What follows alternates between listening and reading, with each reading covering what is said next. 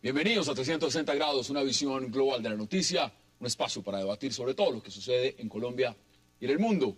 Y hoy iniciaremos 360 hablando de una noticia desde Nicaragua que ha causado controversia en Colombia. La próxima construcción de un canal interoceánico y con capital chino, que usará casualmente aguas que le quitó La Haya a Colombia. La decisión del Congreso de aprobar una ley para otorgar una concesión a una firma china para construir un canal interoceánico y manejarlo por 100 años a cambio de una inversión de 40.000 millones de dólares, no fue bien recibida por algunos sectores políticos colombianos, que ya dicen que el fallo de La Haya, donde Colombia perdió 75.000 kilómetros cuadrados de mar, fue amañado por los chinos, justamente para construir su canal. ¿Qué tan posible es este panorama? Lo vamos a debatir esta noche en 360. También hablaremos de un informe de los Estados Unidos que confirma que el régimen de Bashar al-Assad ha usado armas químicas contra los rebeldes y que le da al parecer al gobierno de Obama luz verde para armar a los rebeldes. Estados Unidos, con el respaldo del Reino Unido, afirman que el régimen sirio ha usado armas químicas contra los rebeldes, versión que por supuesto es negada por Rusia. ¿Entrará la OTAN en Siria? ¿Y por qué muchos hablan de una nueva ocupación estilo Libia-Irak? Debate esta noche en 360. Y nuestro último bloque hablaremos de las elecciones presidenciales en Irán, cuyo resultado debe conocerse en 12 horas. 6 candidatos llegaron a la jornada este viernes con posibilidades electorales. Ahora la gran pregunta es si los iraníes decidieron o van a decidir por un reformista o por un dogmático, al igual que Ahmadinejad.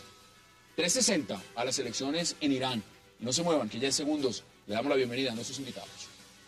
Un televisor que puedes controlar con tus movimientos y tu voz. Canal 2. Y que se ajusta a lo que estás viendo. Nuevo Samsung Smart TV. La más avanzada experiencia en televisión.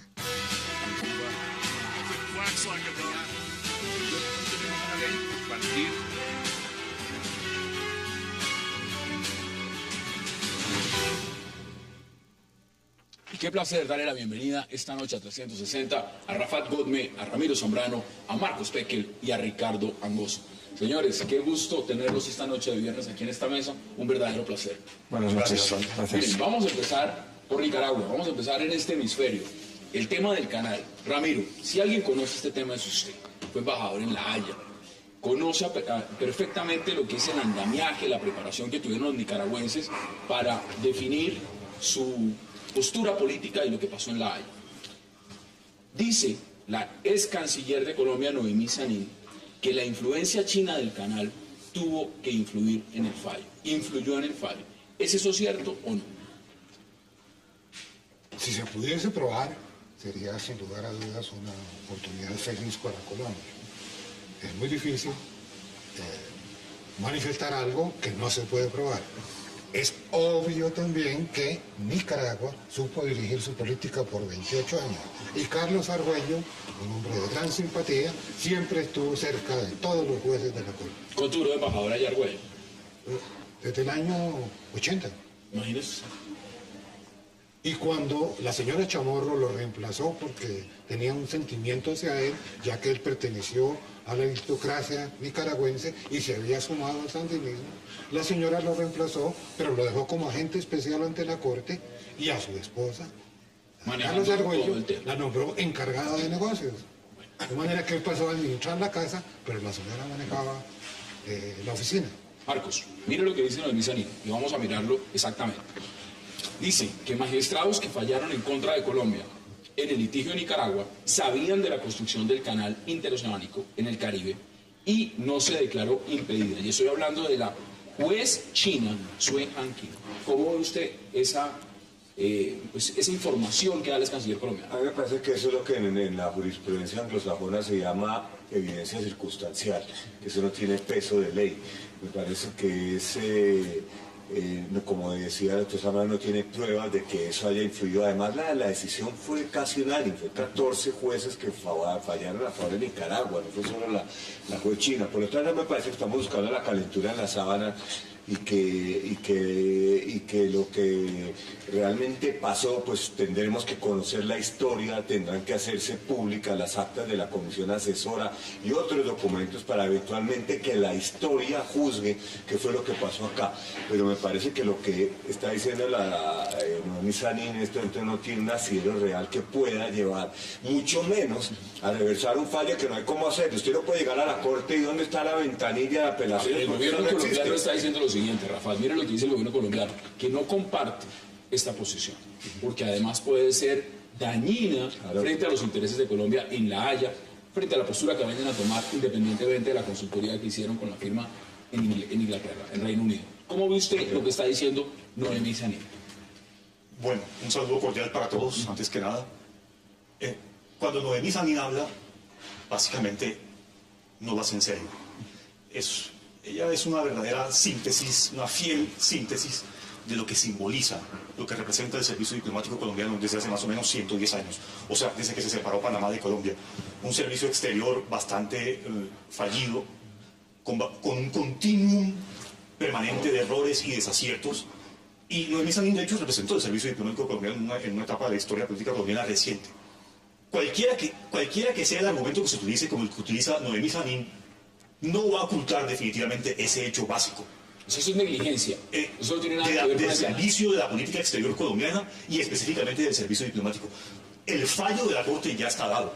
Y de hecho, el fallo de la Corte era algo previsible. La Corte falló como ha fallado siempre, según su fórmula mágica de la equidad. Bueno, pero están diciendo que se puede pedir revisión, que todavía hay unos instrumentos. No hablemos de la palabra apelar, porque eso no está en el marco de este fallo, pero también dice la ex canciller Noemí Sanín que hay que mirar otros caminos y que no se puede en este momento tampoco decir que Colombia perdió del todo. Ustedes me dirán si eso es cierto o no. El único camino que le queda a Colombia en este momento es el desacato, tal cual, frontal, y demostrar a la comunidad internacional que va a desacatar el fallo, tal y como han hecho varios 20 y pico de países en el mundo a lo largo de las 3 últimas décadas. Eso es lo que pide Uribe. Yo creo que culpar a los demás de tus problemas internos es una vieja estratagema. O sea, los fallos que ha tenido la diplomacia colombiana y algunos presidentes son muy graves y hay que asumirlos y reconocerlos. Es de humano reconocer errores, pero culpar a los demás y culparles de fallos que tiene la propia diplomacia colombiana creo que es una estratagema muy vieja. Y luego, en segundo lugar, la liebre saltó cuando publicó la revista Semana un reportaje de 2 autores colombianos que van a sacar un libro sobre esto. Yo he leído ese reportaje. En ese reportaje no hay ningún documento, ninguna prueba, ningún argumento, digamos, que puedas demostrar eso. Yo creo que cuando en el periodismo se hace un ejercicio de ese tipo, tienes que presentar alguna prueba, alguna carta, algún documento, algún contrato. No hay nada de eso. Pero vamos al marco. Veamos las declaraciones y le doy la palabra a Rafael. Veamos declaraciones del ex canciller colombiano Noemí Sanín. El año pasado, el 3 de junio del 2012, ya por la Ley 800, la Asamblea Nacional de Nicaragua aprobó la construcción del Gran Canal. De modo que no es ahora que se aprueba la construcción, y aprobó que fuera el 51% propiedad de Nicaragua y el 49% de otra propiedad. Más adelante, un empresario disque chino ya hizo un memorando de intención con el presidente del canal para ser él el administrador y constructor del canal, mucho antes de lo que hoy aprobara la Asamblea Nacional de Nicaragua. Y eso es muy grave, porque aprobaron la construcción del canal y todavía no está en firme el fallo, porque a mi juicio Colombia tiene que ir a una revisión y a una aclaración. El fallo es antijurídico, afectó fronteras con terceros países, afectó tratados ecológicos, acuerdos de pesca, derechos de los raizales de San Andrés. El fallo tiene toda clase de problemas. Bueno, esas son las declaraciones. Tiene la palabra y Ramiro también. Sí, pues precisamente lo que dice Noemí Sanín no tiene ningún asidero. ¿Por qué no tiene asidero si aquí está demostrado, y se lo pregunto, sí, aquí está demostrado que los chinos iban a hacer el canal? Ya el Congreso, la Asamblea, el Parlamento nicaragüense ha dicho, vamos para allá. O sea, la prueba está. El tema es, ¿se pudo influenciar la Corte en La Haya con esta decisión o no? En ningún sentido. La juez china de La Haya falló de acuerdo al derecho internacional, falló según las normas que siempre han regido a la Corte Internacional de La Haya. Y en segundo lugar, todo el mundo sabe desde hace más de 60 años que Nicaragua quiere construir un canal a través del lago de Nicaragua y el lago de Managua, desde San Juan del Norte hasta el Realejo al norte. Pero también se o San sabe Juan lo del Sur siguiente, al sur. Ramiro, ¿era posible configurar o firmar un acuerdo con China de un canal interoceánico en Nicaragua a 100 años si usted va a tener problemas con un país como Colombia por el tema de las aguas y el tránsito de lo que pase por ese canal? ¿Era posible o los chinos se lo hubieran medido a hacer ese canal si hubiera tenido problemas con Colombia? Primero hay que saber que el contratista del canal es una firma de abogados de Hong Kong, que no sabemos si sepan de ingeniería. Es solamente una Míralo firma ahí, de... ahí está la persona con... Desde luego, Daniel y si usted observa, Ok. pues, la política exterior de Nicaragua la maneja la esposa del presidente, ¿no? Por eso ella fue nominada para arreglar cualquier litigio con Colombia. Y ella en realidad, pues, es la persona intelectual dentro de la familia. miremos ya- Y los chinos, obviamente, irán tras de su compañía. ¿Hasta qué punto se comprometerán? Si en principio no es el gobierno de China, es una compañía privada de abogados de Hong Kong la que asumió el contrato. Miremos en realidad ya la viabilidad del proyecto. Dejemos de lado el tema porque el día siguiente al fallo, Nicaragua tenía derecho a hacer lo que quisiera con esas aguas, que no son soberanía, pero son exclusiva económica. Miremos la viabilidad del proyecto. Un proyecto faraónico de estilo al canal de Panamá de 100 años. Llegan unos señores chinos y vamos a construir acá un canal y vamos a manipular, vamos a comprar a Ortega, un presidente bastante corrompido, entre otras, Segundo país más pobre del multimillonario sur. hoy en día. El señor Ortega es dueño de medios de comunicación, de empresas petroleras, de empresas gasíferas, de todo tipo de empresas, un señor corrompido hasta la médula, que viene de la guerrilla, y firma un contrato de 50.000 millones de dólares para construir un canal que Estados Unidos, además, en la zona de influencia, los efectos geopolíticos, los conflictos que le va a traer con Panamá, con Costa Rica, con Guatemala, el tema ambiental. O sea, ¿usted Yo no ve sé como un si- elefante blanco? Es que no, pero ni la siquiera, utilidad. yo creo que eso es como el metro de Bogotá, es un proyecto que existe en la teoría, o sea, eso no pero en la existe, pero eso no práctica- existe. Pero de fondo tiene una utilidad. Y es que Nicaragua quiere demostrar soberanía, diciéndole al mundo que tenemos el derecho, nos otorgamos el derecho de cederle un contrato, una concesión a una potencia mundial. Pero- Esa es la utilidad, por más elefante blanco que sea. Pero miren, esto le está generando, Ricardo, también un elemento, y es que dentro de Nicaragua la población está llamando a Daniel Ortega un ventepatria, a algún sector, y está diciendo que le está entregando la soberanía no a cualquiera, sino a los chinos. Si no, el Ahora, contrato es a 100 años, además. Es un Precisamente. contrato con grandes ventajas para los chinos. Es un poco como las autopistas aquí en Colombia, que estás pagando un miren, viaje. esas imágenes que estamos viendo mientras estamos hablando es del Canal de Panamá. El Canal de Panamá en este momento está en un proceso de ampliación.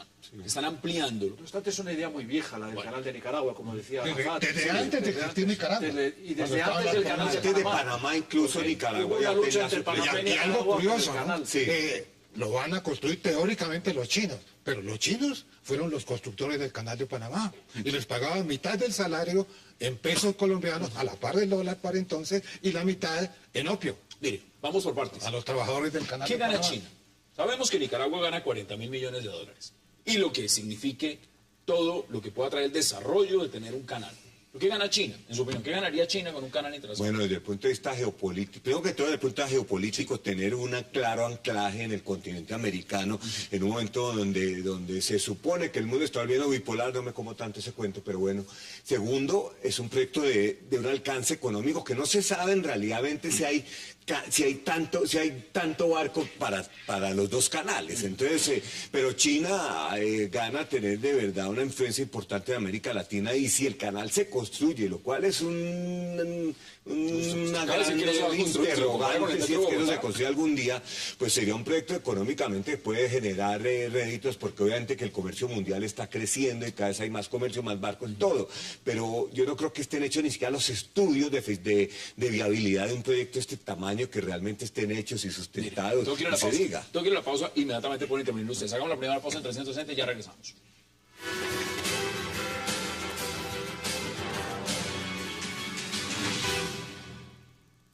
Chino una concesión exclusiva para hacer un canal húmedo, un canal seco, un oleoducto, 2 puertos, un aeropuerto, 2 zonas libres de comercio y cualquier otra obra que el inversionista considere necesaria en cualquier parte del país. En pocas palabras, se pretende concesionar en combo el país entero. Queremos tener, en vez de ese crecimiento del 4 o 5, un crecimiento del 10 y el 15%. Y eso es lo que quieren negarle a Nicaragua, ese crecimiento. Ese crecimiento que nos va a lograr a un pleno empleo. Nosotros queremos que haya un canal, lo que no queremos es que se le entregue a alguien a cambio de nada. Y lo que se está haciendo aquí es entregando el país, el canal, el proyecto, a cambio de nada. Este señor no dice que va a dar nada al país, es más, todo el contrato que está con él, lo que se refiere a las obligaciones del señor Juan dice procurará, y lo que se refiere a las obligaciones del Estado de Nicaragua dice deberá. Todos los países respaldan la construcción de ese canal. Las fuerzas económicas de Nicaragua respaldan ese canal. Ahora hay una clase política que no quiere respaldarla porque sí son sus intereses. Pero esa misma clase política, cuando estuvo en el gobierno, no pudieron ni quisieron hacer ese canal. Regresamos al centro de centro. Estábamos analizando, Rafa, ¿qué gana China? Porque en Nicaragua hay un sector que no está contento. No está contento. Sí, bueno, yo esta tarde estuve extractando y recopilando algunos apartes del contrato y en efecto se exagera mucho acerca de que se le va a ceder soberanía a China. Eso no es tan cierto, o por lo menos es bastante exagerado. Es como cualquier negocio de contrato de concesión que se hace sobre vías de transportes en cualquier parte del mundo, sobre todo en el mundo subdesarrollado. O sea, no va a ser como cuando Estados Unidos estaba en Panamá. Exactamente, es muy Así distinto. no Y de hecho, eso contradiría la doctrina de política exterior china, que es el respeto incondicional a la soberanía de los países con los que lleva a cabo tratados comerciales o este tipo de tratados con el que está llevando a cabo con Nicaragua. ¿Qué gana China? Marcos ya decía algo. Desde el punto de vista geopolítico, gana. Por ejemplo, se va a acercar a la zona de influencia natural norteamericana, mucho más cerca. En segundo lugar, va a ganar China en el sentido de que va a profundizar las relaciones comerciales que tiene con los países de América del Sur y América Central. Pero eso tampoco quiere decir que vaya a forzar a una tensión entre Estados Unidos y China. Porque, en efecto, en los últimos 5 o 10 años, China y Estados Unidos se han acercado mucho y cooperan en muchos asuntos. Faltaría ver cómo se desarrollaría esta relación. Ricardo primero. Yo iría un poco a los orígenes de nuestro debate y yo creo que en esto Rafaz coincide con el presidente Uribe. Yo desuiría el fallo de La Haya, el fallo... Usted hablaría de un desacato. Exacto. Usted también coincide. Totalmente. Pero sin violencia, como dice Uribe. No, sin ir a una confrontación armada y sin enseñar los dientes a nadie. Es que el gobierno colombiano no hay otra salida. Ricardo, el gobierno colombiano, si no desacata el fallo ahora, no puede llevar a cabo ninguna medida más. Porque ¿cómo reclamar un derecho de soberanía? ¿El desacato frenaría ese contrato? Completamente, porque el gobierno colombiano podría dar el paso siguiente, que es rechazar ese tipo de contrato. Pero ojo, Rafa, que el desacato no es una figura del derecho internacional. Hay que hacerlo en hecho. Se hace de facto, no de jure. O sea, hacerlo de facto va a implicar... Colombia debe establecer un hecho. No nos olvidemos. Debe establecer un hecho consumado en el mediano 82. Periodistas de semana... Pero eso se hace con la fuerza. Pero evitando la guerra. Pero subsistiría la acción de Nicaragua en el Consejo de Seguridad de Naciones Unidas. Pero eso ya se vuelve político. Y, obviamente, se vuelve político. no voy a encontrar, por favor, nómbreme un país miembro permanente del Consejo de Seguridad con capacidad de veto que quiera apoyar a Colombia. Y luego seriedad. Bueno, si la señora Noemí Sanz y menos con China encima, en el Consejo de Seguridad, dañándole un negocio. Pero tampoco veo que condenen a Colombia. Es que una vez llega al Consejo de Seguridad ya se vuelve político el tema. Pero es que, tampoco los Estados Unidos han incumplido fallos de la Corte Internacional de Justicia y nadie le ha dicho nada. Francia ha incumplido fallos y nadie le ha dicho nada. Hay decenas de fallos que se han incumplido, son unos 20 por ahí que se han desacatado. Pero la figura de desacato de declararlo no existe. Entonces hay que decirla por la fuerza. Es una figura política. Vamos a la conclusión de este debate porque tenemos 2 temas más. Ricardo, aquí decía Marcos algo que me parece interesante y es, eso no lo van a terminar haciendo. Es como el Metro de Bogotá. Bueno, yo no sé si sea así, el Metro ojalá lo haga, lo necesitamos.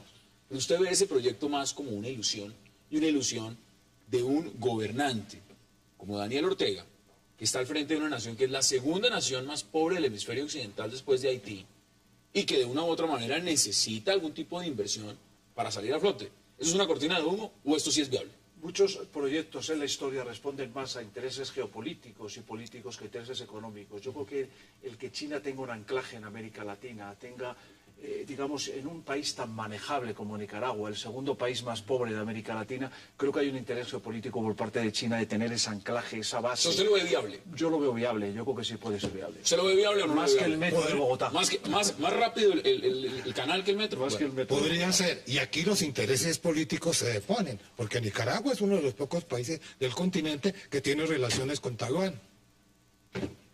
Pero todo el comercio. Usted ya dijo que usted no lo ve viable. Dice que es un elefante blanco.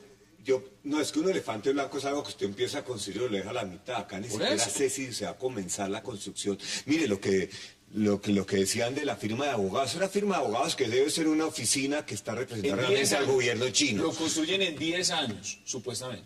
En 10 años. Vaya usted a saber si eso es viable. Demos conclusiones. ¿Lo ve viable o no lo ve viable, Rafael? Curiosamente, se hace más célere, se hace más viable en la medida en que Colombia siga profundizando la forma como formula y ejecuta su política exterior. Gran parte de la responsabilidad aquí debe recaer en los notables negociadores colombianos y diplomáticos colombianos.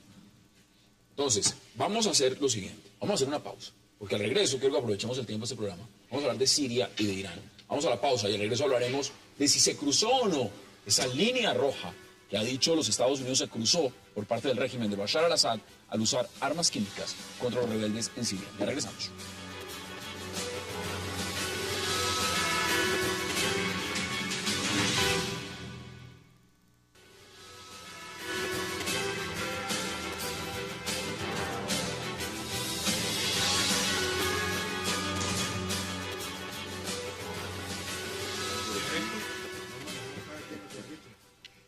Regresamos a 360. Rafael Godme, ¿se cruzó o no la línea roja en Siria? Porque la antesala, usted la conoce muy bien, el senador John McCain, el cowboy, ha viajado mucho a Siria a entrevistarse con los rebeldes. Y la pregunta es, ¿esa línea roja se cruzó? Hay más de 93.000 muertos según la ONU. Otras cifras dicen que es muy superior. ¿Se cruzó o no se cruzó? Antes que nada, esto siempre me hace recordar a Colin Powell a inicios de 2003 en la ONU, mintiendo ante el mundo, hablando de armas de destrucción masiva en Irak.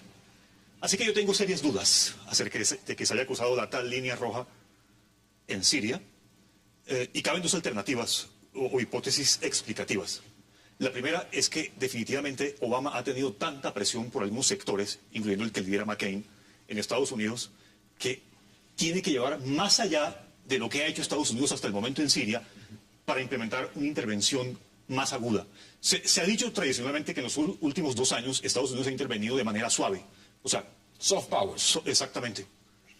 Pero el portavoz del Departamento de Estado dijo ayer, hoy, vamos a profundizar la ayuda. O sea, ellos nunca hablaron de enviar armas. Pero ya dijeron que sí. Pero, sí, bueno, pero, y ahora sí, dicen que le van a dar armas a los rebeldes. Pero no ha hablado exactamente de qué tipo de armas.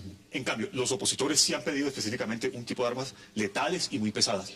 En conclusión, a lo que quiero llegar es que este es el típico pretexto que se usa, basado en la mentira, para justificar lo que hace tanto tiempo se ha querido hacer en Siria, la intervención directa. ¿Usted está de acuerdo? Totalmente. Yo creo que si los servicios secretos franceses y los norteamericanos tienen pruebas de que se utilizaron armas químicas, que las enseñen a la comunidad internacional si quieren justificar una resolución del Consejo de Seguridad de Naciones Unidas o quieren justificar una zona de excursión aérea o una posible intervención internacional, que yo pienso que no va a llegar. Pero si tienen pruebas, como dicen los servicios secretos franceses, no que se las envíen a los norteamericanos, que las enseñen a la comunidad internacional y que no vengamos con otro cuento como las armas de destrucción masiva, como ha dicho Rafa. Yo no creo que el Consejo de Seguridad, pues la figura del veto, pueda tomar acciones. Utilizarían como arma a OTAN, pero no creo que el Consejo de Seguridad haga pronunciamientos sobre la base de los intereses rusos y los intereses... Yo creo que estamos acá en una discusión que no es así haya cruzado o no haya cruzado, si la línea era roja o rosada. Estados Unidos está en este momento el que tiene los haces en Siria, es Rusia. Rusia es el que ha manejado la situación como ha querido, ha completamente neutralizado a Occidente, ha neutralizado al Consejo de Seguridad, se la está jugando toda con Assad, y en este momento la situación en el terreno, junto con Irán y Hezbollah, han hecho que Assad tenga un nuevo respiro, que no importe cuántos va a matar, que no importa si usa las armas químicas, aquí no va a haber intervención ni de la OTAN, ni del Consejo de Seguridad, Marcos, ni zona de exclusión aérea. Tengo que interrumpirlo porque tenemos en este momento a Ana María Gómez, nuestra corresponsal, que se encuentra con el exministro de Agricultura, Andrés Felipe Arias. Ana María, bienvenida. Listo. ¿Quiénes están de panelistas? Ana María. ¿Quiénes están de panelistas? Buenas noches, Hassam. Yo me encuentro en este momento en la Escuela de Caballería al norte de la ciudad de Bogotá, porque aquí, desde el julio de 2011, se encontraba recluido el exministro Andrés Felipe Arias por la investigación que le sigue la Fiscalía General de la Nación, que aún está en una etapa preliminar, pero pues que lo tenía recluido desde hace 2 años. Una primera impresión de lo que ha sido este juicio largo para usted. Bueno, muy buenas noches. No, pues ha sido un proceso muy duro, muy difícil para mi familia y para mí. Yo hoy le agradezco a Dios y a Jesucristo que no me haya abandonado. Él siempre estuvo conmigo, me ayudó a salir adelante, a mantenerme fuerte, firme, a mis hijos y a mi esposa que soportaron esto con una fuerza impresionante, a mi abogado Jorge Aníbal Gómez y su equipo, al ejército, a la caballería que siempre me trataron con mucha dignidad. A tantas personas que me apoyaron y bueno, ya termina esta etapa tan dura, tan difícil. Ahorita ya me voy a poder defender en libertad, en igualdad de armas. El proceso todavía sigue.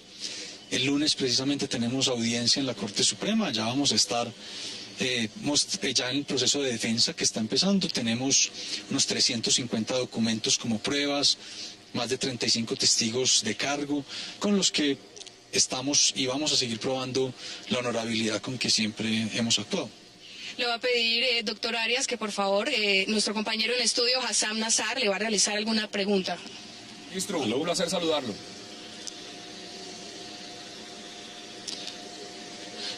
El ministro, ¿me escucha? Hassan, muy buenas noches. Un saludo muy especial a ti y a los panelistas. Sí, escucho. Exministro, muy puntual. Aquí estuvo sentada su esposa y sabemos lo que significa esto para usted y para su familia. Fueron varios los intentos que tuvo solicitando su libertad. ¿Qué viene en este momento? ¿Qué viene después? Por supuesto estar con su familia, pero en el plan de la defensa, ¿dónde va a estar usted? ¿Va a estar acá en Bogotá? ¿Cómo se va a desarrollar todo lo que viene?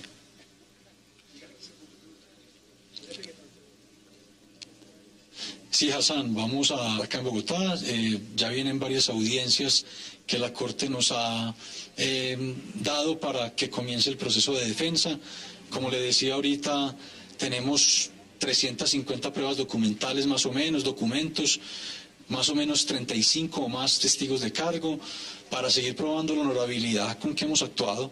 A mí me parece muy importante recordar que a mí no me acusan de haberme robado un solo peso, a mí me acusan de haber celebrado o firmado 3 convenios de ciencia y tecnología con la Organización de Estados Americanos y pues vamos a empezar a probar que todo eso se hizo bien, que ha sido una tradición inveterada en el ministerio celebrar ese tipo de convenios, todos los ministros que me antecedieron lo hicieron, en fin, que todo se hizo de manera honorable y correcta.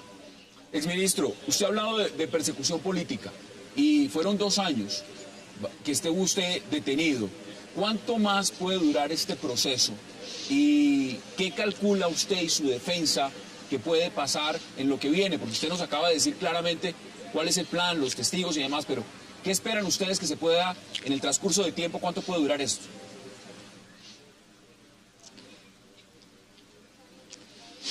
Hassan, nosotros hemos calculado, y todo depende pues de la cantidad de audiencias que nos adjudica la Corte, que también está muy congestionada. Entonces ellos nos han dado bastantes audiencias, afortunadamente, y nosotros calculamos que esto puede durar 1 año o más, porque son muchas pruebas las que tenemos como defensa, tanto documentales como testimoniales. Y a eso es a lo que nos vamos a dedicar ahora, a todo este proceso de defensa que yo les pido a ustedes que lo cubran, yo sé que siempre lo han hecho, para que Colombia pueda seguir dándose cuenta de que aquí hubo una atrocidad. Yo sí creo que hubo un falso positivo judicial, pero pues tenemos que seguir probándolo. Hoy dimos un paso muy importante, pero esto no ha terminado. Bueno, exministro, agradecerle por habernos dado la oportunidad de tenerlo en este momento en 360. Va a tener usted también la oportunidad de estar en estudio en algún momento con nosotros, está cordialmente invitado. Y esta noticia tendrá ampliación en el noticiero estelar de Cable Noticias en cuestión de unas 45 minutos. Gracias por darnos la oportunidad, exministro Arias.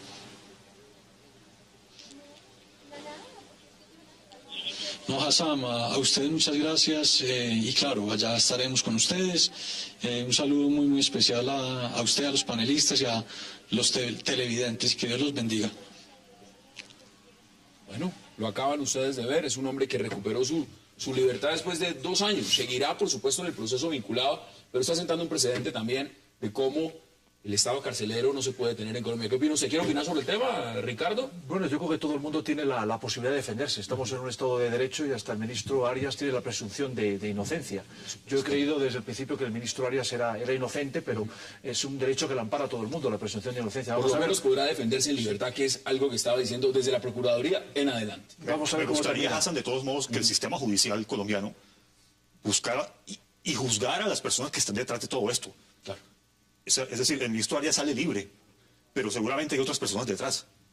Ahí hay muchas irregularidades. ¿Usted quiere comentar sobre el tema? Ya estamos metidos.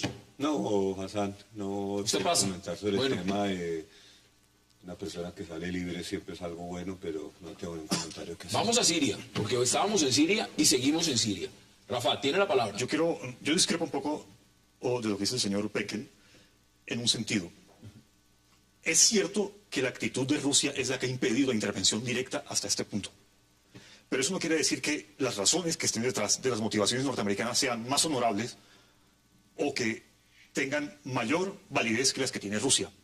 Si Estados Unidos quiere intervenir, no es en nombre de un interés noble o un objetivo llamado humanitarismo. Estados Unidos quiere intervenir en nombre de la realpolitik, tal y cual ha hecho en todas las intervenciones que... ¿Qué va a sacar de Siria? Puntualmente. ¿Qué sacaría de Siria? En este momento hay una lucha por el equilibrio del poder regional en el Medio Oriente entre Rusia y Estados Unidos. Si Rusia pierde Siria, seguramente le va a dar la delantera o una gran ventaja a Estados Unidos para perpetuar o expandir su hegemonía en el Medio Oriente. Y Siria, que se ha venido comportando como un actor disidente o un actor revisionista del equilibrio del poder regional y que ha desafiado las políticas y los intereses norteamericanos y de sus aliados en el Medio Oriente, en ese sentido, Estados Unidos podría, de hecho, ha venido perdiendo tanto poder Estados Unidos en el Medio Oriente. No, pues un fracaso Irak, ha sido un fracaso Afganistán. Si lo vemos Libia en la es un perspectiva, estado fallido. veámoslo en la coyuntura y lo que significa... Sí, pero un momentico, Hassan, estamos hablando de 93.000 muertes, no estamos hablando de... Nadie está defendiendo a Assad. Nadie está defendiendo a Assad. ¿Por qué se intervino en Libia cuando Estamos viendo que hay 93.000 muertos, que Siria es un país destruido, que la herencia histórica riquísima de ese país también está destruida, que Assad junto con Irán y Hezbollah se está jugando todo, que están fomentando la guerra sectaria. Hoy en día el Medio Oriente de Irak, chiita, que se volvió después de la invasión americana, lo que tenemos hoy en día en toda la región es un conflicto sectario fomentado por Assad y por Irán con la intención de mantener a Assad en el poder. Ese no es el punto. El punto es que una intervención militar norteamericana parcial o indirecta agudizaría el conflicto. No se va a dar, no se va a dar, porque si no se dio ya, si no se dio ya la intervención de Estados Unidos cuando se pudo haber dado, cuando la crisis realmente era una cuestión de un gobierno. A ver, Marcos, es mucho más complejo, es mucho más complejo que Estados Unidos o la OTAN vayan a intervenir. Vamos por parte, porque aquí se ha hablado de zona de exclusión aérea. Cuando hablamos de zona de exclusión aérea, estamos hablando de Libia. Hay una conferencia en Ginebra en algún momento que no se ha podido ni siquiera cuadrar la agenda. Sí, pero al mismo tiempo levanta el embargo de armas a los opositores, al mismo tiempo quiere intervenir militarmente, aunque parcialmente. Yo lo que creo que la caída de Siria rompe todos los equilibrios en Oriente Medio. Primeramente, el único aliado que tiene Irán en el mundo árabe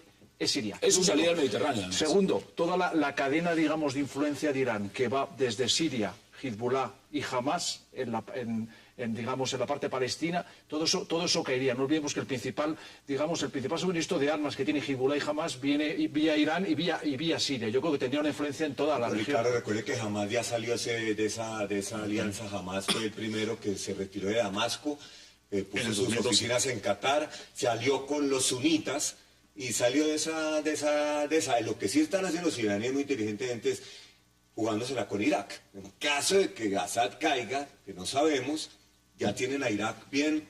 Pero mire, usted acaba de decir algo interesante. No sabemos. Nadie está defendiendo a Bashar al-Assad, a no ser que uno lea la información que está revelando medios internacionales, donde dice que la propia OTAN considera que el 70% de apoyo popular todavía respalda al régimen de Bashar al-Assad. Es decir, es una minoría alawita. Controla un país y, sin embargo, tiene respaldo, al parecer, del 70% de la población. Es decir, esto no es Libia, esto no es Gaddafi desde Benghazi a Trípoli, esto es un escenario distinto.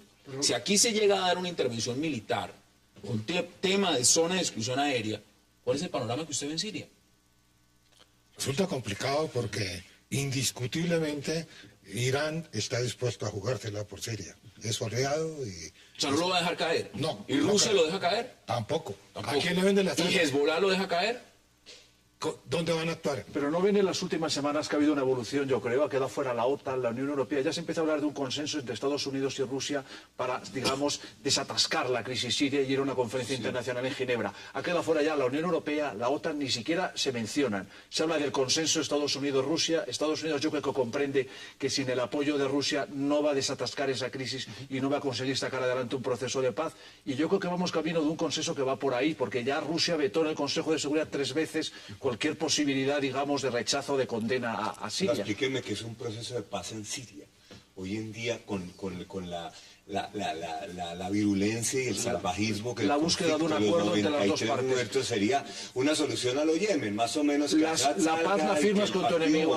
Siga en el poder, eso es una posibilidad, pero no sé. Marcos, y Bosnia y Herzegovina, que estuvieron durante 5 años hubo una intervención matándose de la OTAN clarísima y pero a ver, la paz. la zona de exclusión comparten aérea, un estado las tres partes. Pero Ricardo, si vamos a calificar zonas de exclusión aérea, ¿usted calificaría la zona de exclusión aérea que se hizo en la antigua Yugoslavia como exitosa? ¿O fue un fiasco? Yo creo que la OTAN fue exitosa en la antigua Yugoslavia en el sentido, en Bosnia y Herzegovina, consiguió que las tres partes firmaran un acuerdo de paz. Y todavía existe Bosnia, 18 años después todavía existe Bosnia y las tres partes enfrentadas. Vamos a ver. Otra zona de exclusión aérea que fue exitosa, la que hubo en un momento sobre Irak. Vamos por parte porque tengo que concluir. Rafat, en el panorama, en el ajedrez político de lo que está en la región, si cae, ya vimos que cayeron en primavera árabe, cayeron Mubarak, cayó Gaddafi, Ben Ali, Saleh. Si lo vemos en perspectiva, el único que está faltando de las fuertes revueltas es el señor Bashar al-Assad. El padre de Bashar al-Assad, Hafez, hizo lo mismo que está haciendo su hijo en la década de los 80. No había internet, no había Twitter, no había lo demás, no sabíamos lo que estaba haciendo en las mismas ciudades y usando el mismo procedimiento. ¿Usted cree que este régimen se cae o se mantiene? Pues llevamos 2 años y 3 meses. Creería yo que con los últimos acontecimientos que han venido ocurriendo en algunas localidades de Siria, donde el ejército sirio ha recuperado esas localidades y en este momento se encuentra en un combate feroz en Alepo, y es muy probable que Alepo sea recuperada por el régimen sirio nuevamente. La guerra civil que usted nombraba, Hassan, de 1979 a 1982 en Siria, tuvo caracteres muy similares a la guerra civil actual en Siria. Una guerra que duró 3 años, en aquel momento ya va para los 3 años, una guerra en la cual hubo una masacre de comunidades enteras de musulmanes en Hama, por ejemplo, refugiados. En este momento más de la mitad de la población siria ha estado refugiada, sea interna o externamente. Pero permíteme, Hassan, antes de concluir. 20 segundos. Yo quiero volver al punto inicial. ¿Está Estados Unidos en capacidad de detener un supuesto ataque químico por parte del régimen sirio en territorio sirio? La cuestión es que el régimen sirio no va a usar con una muy importante excepción. Cuando se vean las últimas del régimen es cuando debería usarlo, pero ni antes siquiera. No. Entonces lo que están diciendo no es cierto. Demos conclusiones, 20 segundos. Yo creo que Siria demuestra las limitaciones del sistema internacional. El conflicto en Siria es tan complejo que sobrepasó la capacidad del sistema internacional de tener una reacción unificada y que la vida de los civiles en Siria no importa. Más de 93.000 muertos. Vamos a la pausa porque regreso hablaremos de las elecciones en Irán, elecciones presidenciales. Ya regresamos.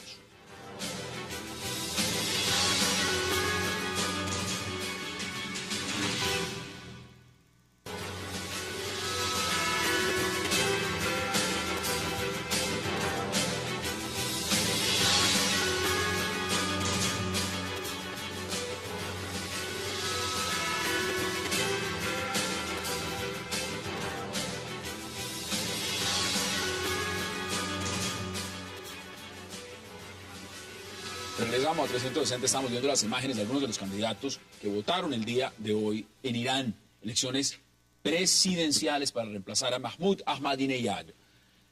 La pregunta, Ricardo, ¿van a ganar los reformistas o sigue la misma clase política conservadora en Irán? Hay una mínima posibilidad. No olvidemos que hay 4 candidatos conservadores y 2 reformistas. La división de los conservadores puede facilitar que un reformista se cuele en la segunda vuelta. Creo que nos lo vamos a jugar en la segunda vuelta.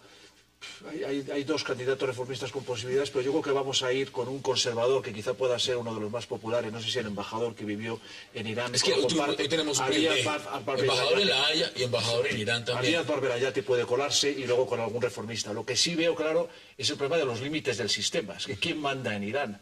Es el guía supremo, Ali Khamenei, y los guardianes de la revolución.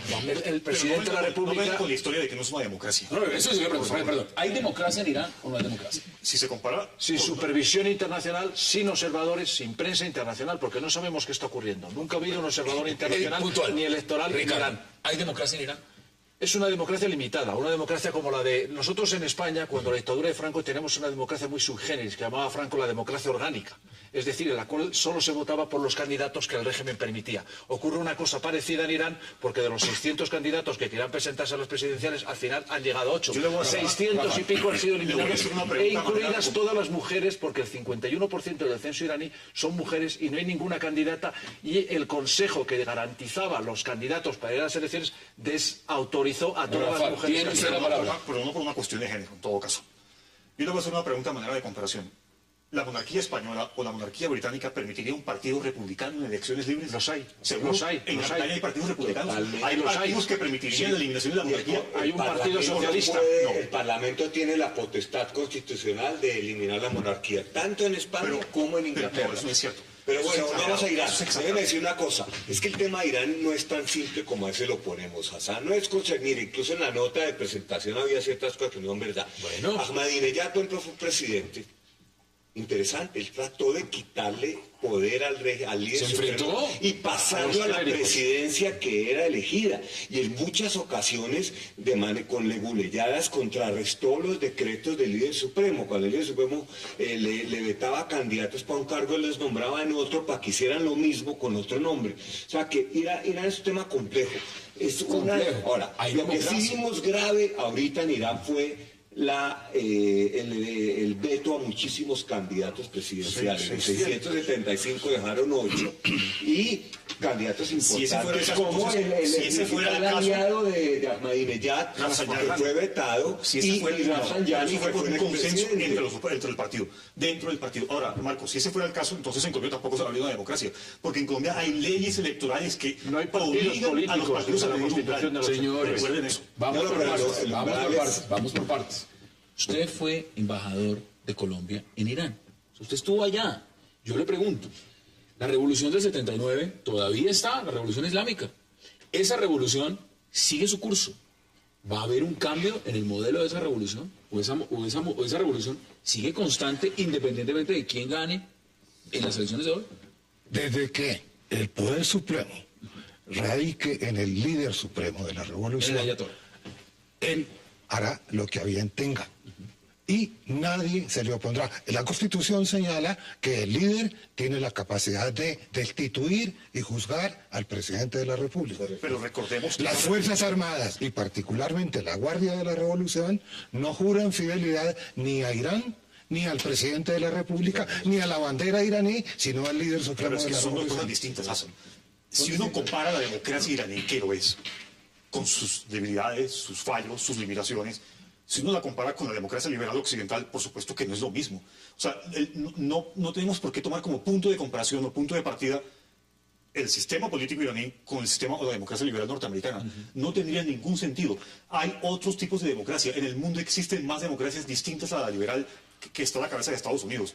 Así que Comencemos por los derechos humanos. Bueno. El mundo maometano no acepta ni reconoce los derechos humanos de las Naciones Unidas. De derechos humanos. Sí, pero recordemos en las elecciones del 2009, que fueron un gigantesco fraude, y si no fue fraude, lo que pasó con la oposición, que terminaron o muertos en la cárcel. Musawi está todavía en prisión domiciliaria. O sea, ¿dónde está la democracia en un país donde el candidato opositor termina en la cárcel por sus posiciones? Por lo tanto, sí, lo que mientras que ya se ha contado. Pero mire usted el juego democrático.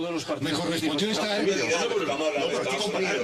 durante 5 años y medio con el presidente Khatami.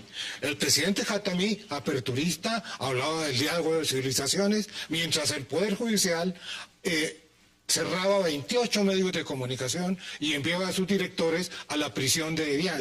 La única prisión del área que tiene matadero propio, en donde en un día han llegado a matar 29 personas. Una cosa es el tema interno.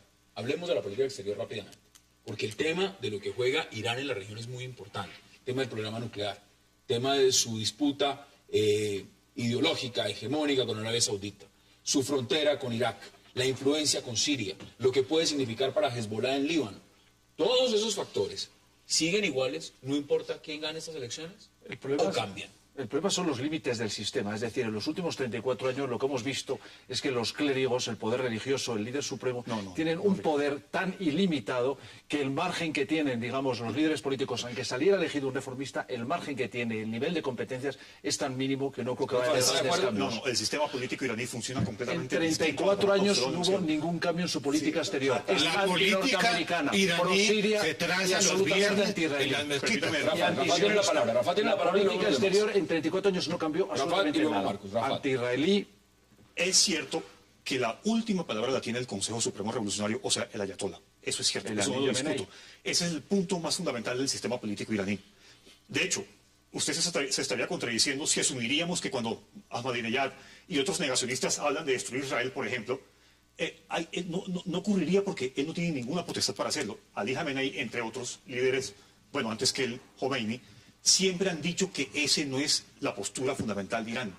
De hecho, entre Irán e Israel ha habido una especie de coexistencia, aunque de mala gana. Usted lo ve como las amenazas como retórica, pero no que se lleven a cabo. Presidente. Marcos, ¿cómo lo ve?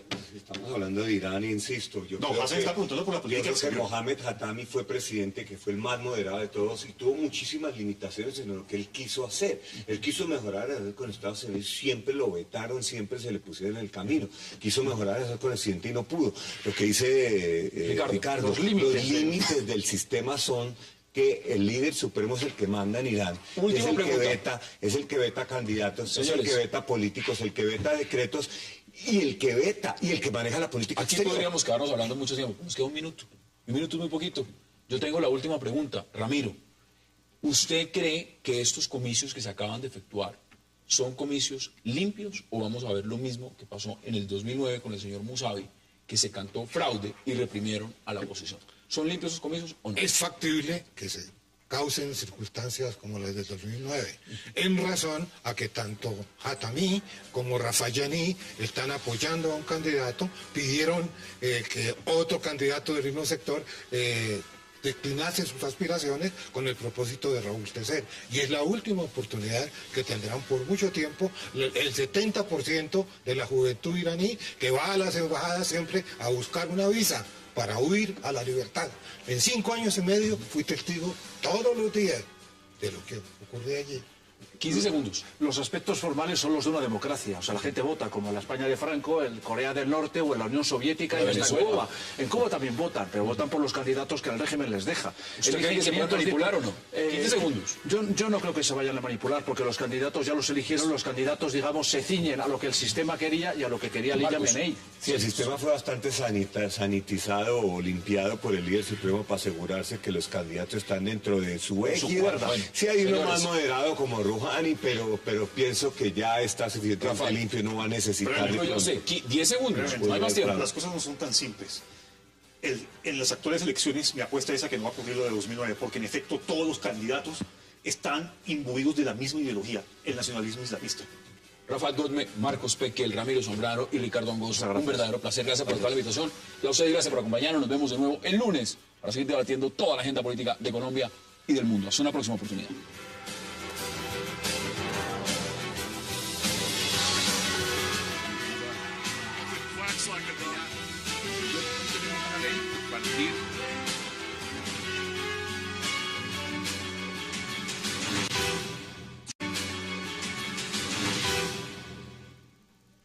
Y qué placer darle la bienvenida esta noche a 360 a Rafat Godme, a Ramiro Zambrano, a Marcos Pekel y a Ricardo Angosto. Señores, qué gusto tenerlos esta noche de viernes aquí en esta mesa. Un verdadero placer. Buenas noches. Gracias. Miren, vamos a empezar por Nicaragua. Vamos a empezar en este hemisferio. El tema del canal. Ramiro, si alguien conoce este tema es usted. Fue embajador en La Haya. conoce perfectamente lo que es el andamiaje, la preparación que tuvieron los nicaragüenses para definir su postura política y lo que pasó en La Haya. Dice la ex canciller de Colombia, Noemí Sanín, que la influencia china del canal tuvo que influir en el fallo, influyó en el fallo. ¿Es eso cierto o no? Si se pudiese probar, sería sin lugar a dudas una oportunidad feliz para Colombia. Es muy difícil manifestar algo que no se puede probar. Es obvio también que Nicaragua supo dirigir su política por 28 años. Y Carlos Argüello, un hombre de gran simpatía, siempre estuvo... Fue casi unánime, fue 14 jueces que fallaron a favor de Nicaragua, no fue solo la juez china. Por otra parte, me parece que estamos buscando la calentura en la sábana y que lo que realmente pasó, pues tendremos que conocer la historia, tendrán que hacerse públicas las actas de la comisión asesora y otros documentos para eventualmente que la historia juzgue qué fue lo que pasó acá. Pero me parece que lo que está diciendo la Noemí Sanín, esto no tiene un asidero real que pueda llevar, mucho menos a reversar un fallo que no hay cómo hacer. Usted no puede llegar a la corte y ¿dónde está la ventanilla de apelación? El gobierno colombiano está diciendo lo siguiente, Rafael, mire lo que dice el gobierno colombiano, que no comparte esta posición, porque además puede ser dañina frente a los intereses de Colombia en La Haya, frente a la postura que vayan a tomar independientemente de la consultoría que hicieron con la firma en Inglaterra, en Reino Unido. ¿Cómo ve usted lo que está diciendo Noemí Sanín? Bueno, un saludo cordial para todos, antes que nada. Cuando Noemí Sanín habla, básicamente no lo hace en serio. Ella es una verdadera síntesis, una fiel...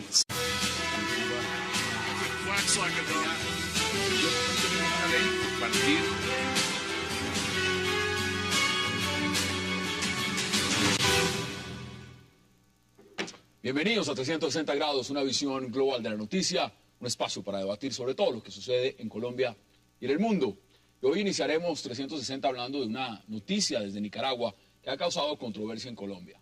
La próxima construcción de un canal interoceánico y con capital chino, que usará casualmente aguas que le quitó La Haya a Colombia. La decisión del Congreso de aprobar una ley para otorgar una concesión a una firma china para construir un canal interoceánico y manejarlo por 100 años a cambio de una inversión de $40.000 millones, no fue bien recibida por algunos sectores políticos colombianos, que ya dicen que el fallo de La Haya, donde Colombia perdió 75.000 kilómetros cuadrados de mar, fue amañado por los chinos, justamente para construir su canal.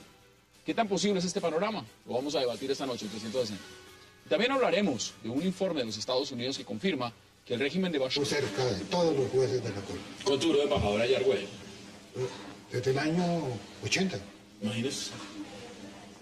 Y cuando la señora Chamorro lo reemplazó porque tenía un sentimiento hacia él, ya que él perteneció a la aristocracia nicaragüense y se había sumado al sandinismo, la señora lo reemplazó, pero lo dejó como agente especial ante la Corte y a su esposa, Carlos Argüello, la nombró encargada de negocios. De manera que él pasó a administrar la casa, pero la señora manejaba la oficina. Marcos, mire lo que dice Noemí Sanín y vamos a mirarlo exactamente. Dice que magistrados que fallaron en contra de Colombia en el litigio de Nicaragua sabían de la construcción del canal interoceánico en el Caribe y no se declaró impedida. Y estoy hablando de la juez china, Sue Han-King. ¿Cómo ve usted esa información que da el ex canciller colombiano? A mí me parece que eso es lo que en la jurisprudencia anglosajona se llama evidencia circunstancial, que eso no tiene peso de ley.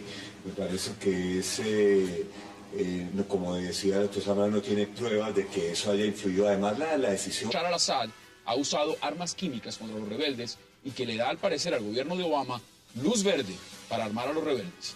Estados Unidos, con el respaldo del Reino Unido, afirman que el régimen sirio ha usado armas químicas contra los rebeldes, versión que por supuesto es negada por Rusia.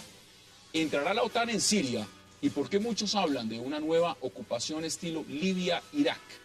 Debate esta noche en 360. Y nuestro último bloque hablaremos de las elecciones presidenciales en Irán, cuyo resultado debe conocerse en 12 horas. 6 candidatos llegaron a la jornada de este viernes con posibilidades electorales. Ahora la gran pregunta es si los iraníes decidieron o van a decidir por un reformista o por un dogmático, al igual que Ahmadinejad. 360 a las elecciones en Irán.